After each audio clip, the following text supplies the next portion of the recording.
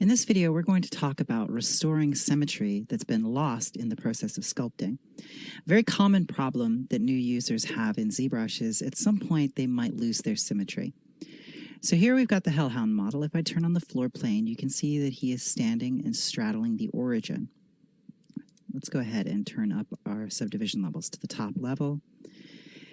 Now, as you're working on this, you might, for example, if you have the gizmo open, you might accidentally move something off just like that. And if you're zoomed in, you might not notice that you've done it. It can happen if you accidentally grab a corner like that, for example. You'll be working and then you come back and you're like, oh no, especially if you don't have subtools there as a visual cue. If you turn your X symmetry back on, you'll realize you're no longer sculpting down the center line. Now, there's a variety of ways that you might lose your symmetry. What's important is to understand how to get it back. So if you're simply sitting off the origin like this, one simple solution is to take your gizmo, and if you turn on your subtools, you'll see your subtools are still sitting there at the origin. What we can do is turn off our X symmetry and go to the unmasked mesh center with this button here. Then, if you click the home button, it will snap your model back to the home position. So you'll see it's now back in orientation and your X symmetry will be renewed. Now let's say you've actually moved everything off center intentionally. You're no longer at the origin, but you still want to sculpt with X symmetry. You see, if we turn on our X symmetry, we'll have to zoom out to see the other one here. It's way over there.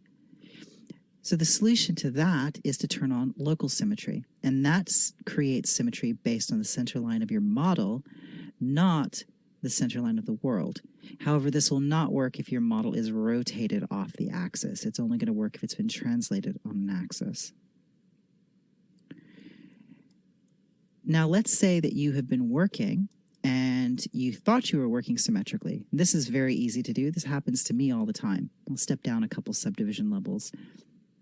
And let's say that I was zoomed into this shoulder and I was making changes to this shoulder and I wanted to say, adjust this spike here. Maybe I masked it out and I used a transpose line to rotate this. And I spent a whole lot of time getting this shape exactly how I wanted it, all the while thinking that I had X symmetry turned on.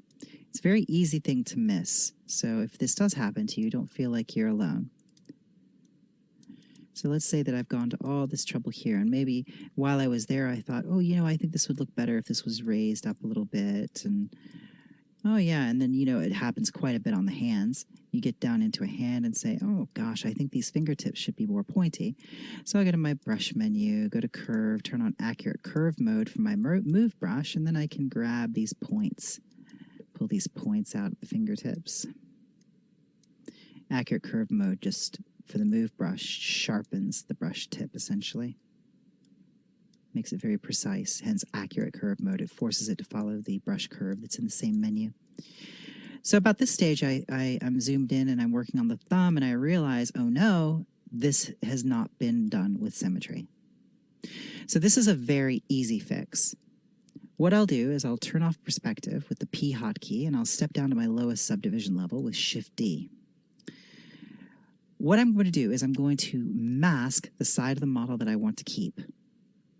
Then I will go to Tool, Deformation, and there's a button here called Smart Resim.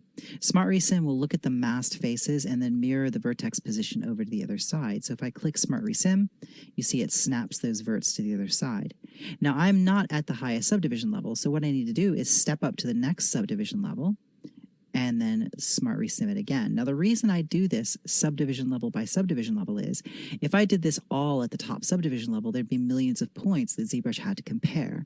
And it slows it down and it can make it create errors. If I step up each individual subdivision level, here we go, we're at 5 next. So we have 2 more to go. Go to Deformation, Smart Resim.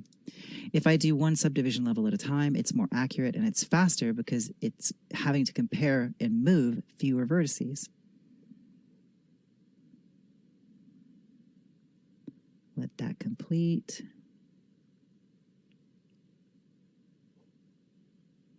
and then we will repeat it for the last subdivision level.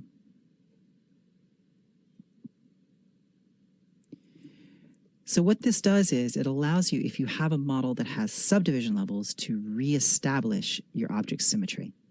Now, what if you don't have subdivision levels? What if you're working in a mesh that is topologically asymmetrical? Maybe it's a dynamesh, or you're working in a dynamesh period and you don't have subdivision levels that you can step between. How do you resymmetrize your mesh? Well, Dynamesh has an even simpler way of resymmetrizing, and it's actually quite useful for creating interesting shapes and new forms. That's called mirror and weld, and we'll take a look at that now.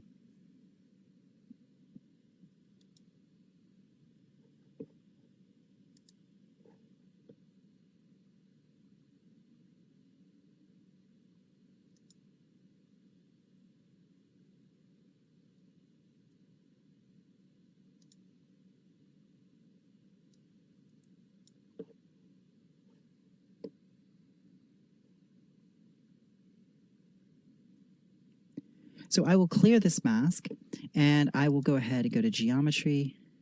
Let's go to Dynamesh, and let's Dynamesh this model. So I'm going to Dynamesh this, and I'll say, no, I don't want to freeze my subdivision levels, and there we go. If we go into frame mode, you see we have a Dynamesh now. So let's say I run into a similar problem. Maybe I was using the move brush, and I was creating little spikes on this. And I realize at some point that I have not been working with symmetry turned on when I wanted it turned on. Well, that's no problem. What I can do is I can, on my floor plane, turn on my floor plane if it's not turned on. I will turn on the X here. You see there's an X, Y, and a Z inside this button. I'll turn on the X.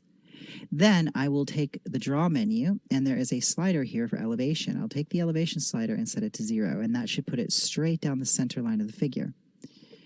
Now I will go to Geometry, Modify Topology, and there is a button called Mirror and Weld. Make sure it's going across the X-axis, and then click Mirror and Weld. Now what it's done is it's mirrored this side across, so I'll undo that. And the easy thing to do here is to simply go to Deformation, and mirror.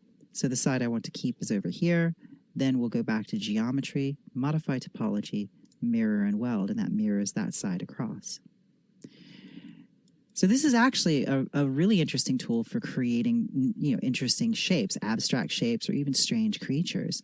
For example, if I were to change my mirror and weld axis to Y, and then turn on my Y axis here, and then go to Draw and make sure that that's sitting at 0. And then mirror and weld along the Y-axis. You see we start getting really bizarre creations. What I want to point out, though, if we zoom in, ZBrush has essentially cut a new center line and welded those pieces together. So because it's Dynamesh, you don't have to worry about topology, you don't have to worry about subdivision levels. So it's very, very easy to go about mirror and welding something that's a Dynamesh and then restoring your symmetry. If I had, for example, a polysphere, let's change back to the gizmo. Let's change this into a polysphere. And let's stretch this out, add a couple subdivision levels, turn on my X symmetry, and maybe we'll just make some strange shapes here. And let's turn on the X here, and I'll rotate this few units that way. I don't have to have a Dynamesh. I could just go ahead and go to Modify Topology, Mirror and Weld across the X-axis, and I need to delete my lower subdivision levels. There we go, Mirror and Weld, and there we go. So this is a really neat way, I find, to kind of get interesting ideas and shapes that you didn't necessarily think of ahead of time. It's kind of like a thumbnailing tool inside of ZBrush. So I might change my mirror and weld axis to Y. There you go. So we're getting these very, very strange shapes. Maybe I will rotate this now. So let's rotate this. Let's turn off our X symmetry, and we'll center this pivot. And then let's rotate it like that. And let's mirror and weld along X again.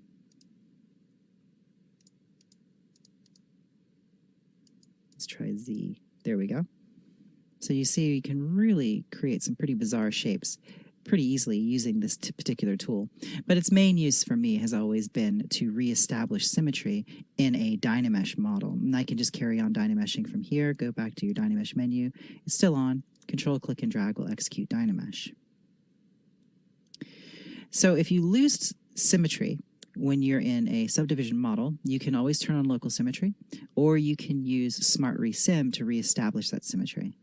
So that completes this look at restoring lost symmetry in ZBrush. It's a relatively common problem. You'll run into it at some point, and hopefully now you have the tools necessary to resolve this issue if it does pop up for you in your workflow.